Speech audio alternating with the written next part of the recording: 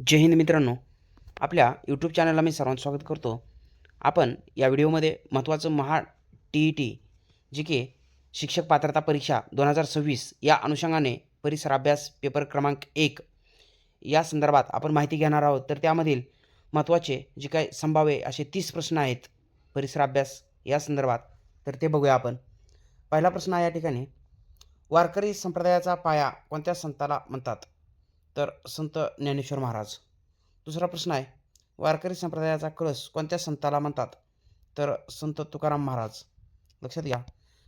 तिसरा प्रश्न आहे, कीर्तन परंपरेचे आद्य प्रवर्तक कोणाला म्हणतात? तर संत नामदेव महाराज. IMP प्रश्न आहे मित्रांनो, यापूर्वी सुद्धा असा प्रश्न विचारला गेलेला आहे.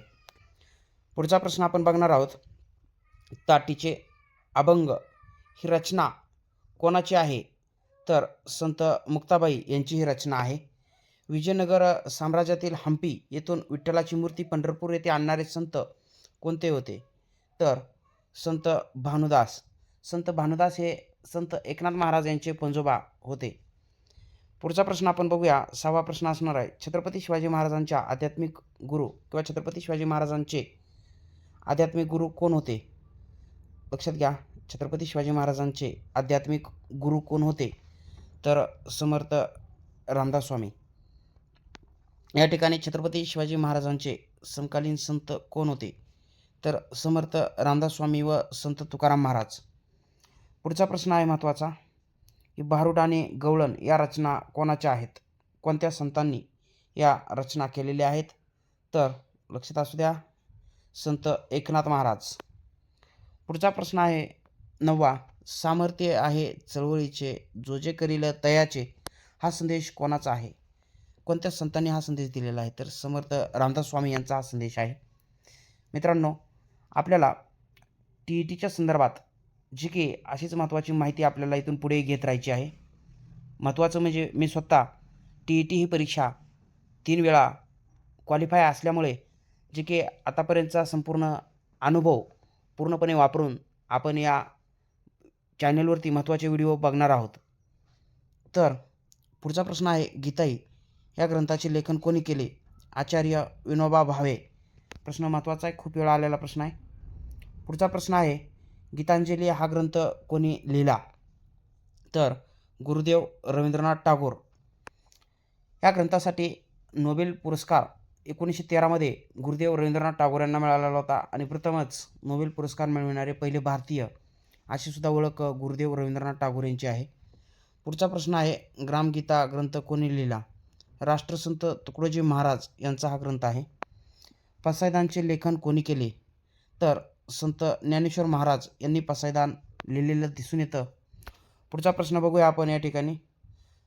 14वा प्रश्न असेल आपला या व्हिडिओमधला, स्वामी विवेकानंदांचे गुरु कोण होते? तर रामकृष्ण परमहंस. भावार्थ रामायण ग्रंथ कोणी लिहिला? 15वा प्रश्न असणार आहे महत्त्वाचा, भावार्थ रामायण ग्रंथ लिहिणारे संत संत एकनाथ महाराज होते. पुढचा प्रश्न आहे, अमृतानुभव ग्रंथ कोणी लिहिला? तर संत ज्ञानेश्वर महाराज यांचा हा ग्रंथ आहे. कोणता? अमृतानुभव. पुढचा प्रश्न आहे, चांगदेव पासष्टी हा ग्रंथ कोणाचा आहे? तर लक्षात असू द्या, प्रश्न यापूर्वी विचारला गेलेला आहे. संत ज्ञानेश्वर महाराज यांचा चांगदेव पासष्टी हा ग्रंथ आहे. भावार्थ दीपिका हा ग्रंथ कोणाचा आहे? तर संत ज्ञानेश्वर महाराज. संत नामदेव महाराजांचे गुरु कोण होते? प्रश्न IMP आहे मित्रांनो. संत विसोबा खेचर हे संत नामदेव महाराजांचे गुरु होते. तर अजून एक पॉईंट लक्षात घ्या मित्रांनो, भावार्थ दीपिका हा ग्रंथ संत ज्ञानेश्वर महाराज, तर भावार्थ रामायण संत एकनाथ महाराज यांचा ग्रंथ. पुढचा पॉईंट बघूया आपण. 20वा प्रश्न आहे, संत एकनाथ महाराजांचे लक्षात घ्या या ठिकाणी, महाराजांचे गुरु कोण होते? तर जनार्दन स्वामी. पुढचा 21वा प्रश्न आहे, संत तुकाराम महाराजांचे मूळ नाव काय होते? तुकाराम बोलोबा आंबिले मोरे असं दुसरं आडनाव होतं संत तुकाराम महाराज यांचं. पुढचा प्रश्न आहे, 22व्या क्रमांकाचा प्रश्न बघणार आहोत आपण. संत गाडगेबाबा यांचे पूर्ण नाव काय? तर डेबूजी झिंगरोजी जानोरकर म्हणजेच संत गाडगेबाबा. संत नामदेव महाराजांचे पूर्ण नाव काय? नामदेव दामाजी रेळेकर. नामदेव दामाजी रेळेकर म्हणजे संत नामदेव महाराज. समर्थ रामदास स्वामी यांचे पूर्ण नाव काय? प्रश्न महत्त्वाचा आहे. आलेला प्रश्न आहे यापूर्वीसुद्धा. नारायण सूर्याजीपंत ठोसर.